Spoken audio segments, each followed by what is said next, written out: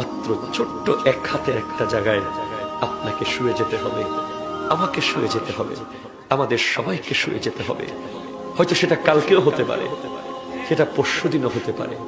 আমরা কেউ জানি না কিসের অহংকার আমরা করছি, কিসের দুনিয়াদারি, কিসের বাড়ি গাড়ি, কিসের টাকা পয়সা আর জমিদারি, কিসের এই ব্র্যান্ড, কিসের দামি দামি বাইক, কিসের আইফোন, কিসের ব্র্যান্ডের কাপড় চোপড়, সব রেখে তিনখানা কাপড় নিয়ে চলে যেতে হবে, চলে যেতে হবে।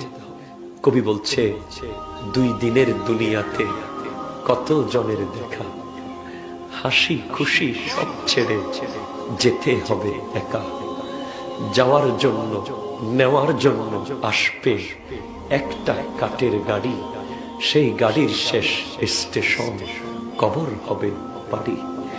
তোমার লাশটা যখন রেখে তোমার পরিবার যখন চলে যাবে, তুমি কবরের ভিতর থেকে চিৎকার করে করে ডাকবে, কারণ তুমি তাদের পায়ের আওয়াজ শুনতে পাবে কবরের ভিতরে। তুমি যদি নেককার হয়ে থাকো, তোমার ইমানের সনদটা যদি পারফেক্টে নিয়ে যেতে পারো, কবর তোমাকে বলবে আহলান সাহলান মারহাবা।